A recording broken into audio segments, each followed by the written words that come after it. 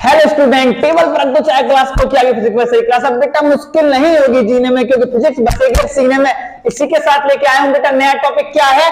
आवेश संरक्षण के नियम की व्याख्या। इससे प्रीवियस क्लास में मैंने बेटा क्या कराया था? आवेश संरक्षण का नियम कराया था बेटा मैंने प्रीवियस क्लास में। जो बच्चे इस वीडियो को देखने आए बेटा, इससे प्रीवियस वीडियो देखें, उनका क्लास वाइज क्लास एकदम अच्छे से क्लियर होगा। क्लियर इस वीडियो से भी हो जाएगा, पर दोनों को देखने से 100% आपके दिमाग में आ जाएगा नियम क्या था और व्याख्या। थोड़ा सा पुरानी वीडियो को लेके चलता हूं। मैंने क्या बताया था? आवेश को ना तो बेटा उत्पन्न कर सकते, ना ही नष्ट कर सकते हैं। एक वस्तु से दूसरी वस्तु में स्थानांतरित कर सकते हैं। मतलब क्या है इसका?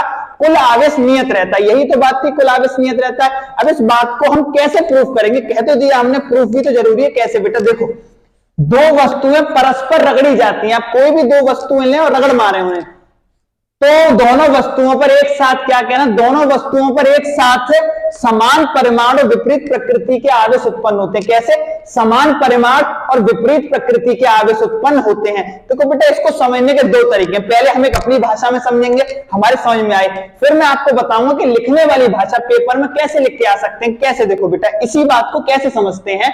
मैंने क्या करा, एक कांच की छड़ को सूखे बालों से रगड़ा। पहले रगड़ने से पहले कांच की छड़ को में रगड़ा नहीं है, छड़ अलग है, बाल मेरे अलग है। क्या कह रहा हूं? छड़ अलग है, बाल अलग है। तो क्या है बेटा? कांच की छड़ पर आवेश अभी मैंने रगड़ा नहीं है, आवेश कुछ भी नहीं है। बालों पर आवेश कुछ भी नहीं है, क्योंकि रगड़ा नहीं है। तो कुल आवेश क्या करूंगा? दोनों को आवेश को जोड़ूंगा तो कुछ भी नहीं है, मेरा 0 है। ठीक है, अब बेटा मैंने रगड़ दी। क्या करी? वो छड़ मैंने ऐसे करके रगड़ दी। रगड़ने के बाद में बेटा कांच की छड़ से एक इलेक्ट्रॉन, क्या कह रहा हूं, कांच की छड़ से इलेक्ट्रॉन निकल करके बालों पर पहुंचा। हम एक के एग्जांपल लेके चलेंगे। बालों पर पहुंचा तो मान लेते हैं कांच की छड़ से एक इलेक्ट्रॉन निकल के हमारे बालों पर पहुंच गया। तो कांच की छड़ कैसी हो गई बेटा? +1 धनात्मक आवेश, इस पे क्या आ गया? -1 ऋण आवेश आ गया बेटा। अब इन दोनों का कुल आवेश निकालना। इन दोनों का जब हम कुल आवेश निकालेंगे तो कैसे करेंगे? इसका आवेश इसमें जोड़ेंगे तो क्या होगा बेटा? 0। यही बात तो मैं कह रहा था कि कुल आवेश अंत में जाके नियत आता है। ये कुछ ऊर्जा संरक्षण के नियम के जैसा है। इसमें भी कुल आवेश 0 था, इसमें भी कुल आवेश 0 आया।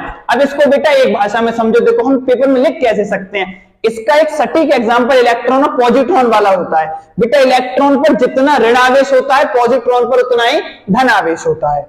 जब मैं एक इलेक्ट्रॉन और पॉजिट्रॉन को एक दूसरे के समीप लाता हूं, क्या कह रहा हूं?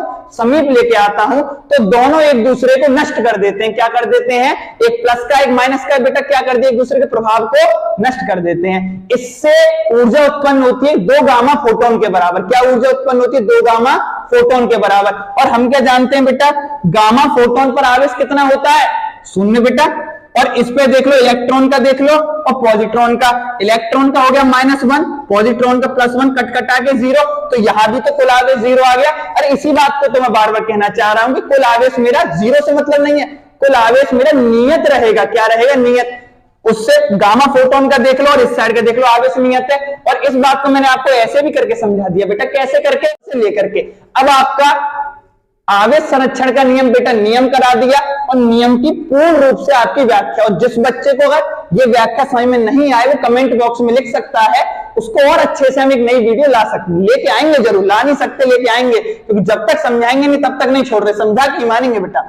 इसके बाद आते हैं आवेश के मात्रक। देखो, आप किसी भी चीज को बेटा लिखो, फिजिक्स की भाषा में आपको बता रहा हूं। अगर आपको मात्रक नहीं आता तो आप फिजिक्स में पढ़ ही नहीं पाओगे। हम मात्रक से ही तो पहचान पाते हैं, बल है, त्वरण है, वेग है, आवेग है। अगर मात्रक नहीं होंगे मैं कैसे पहचान लूंगा?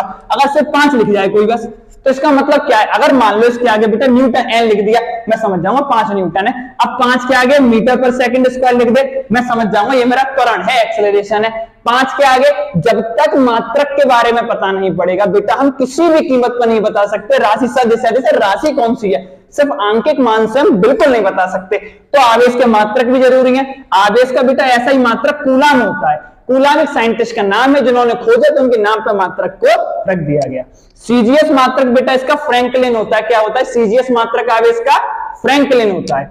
आपको मात्रकों के बारे में बेटा 100% नॉलेज होनी चाहिए। ये पूरे पेपर में हम अधिकतर सोचते हैं 2-4 नंबर से मतलब नहीं है। पूरे पेपर करने के लिए मात्रक हमें 100% आना ही चाहिए।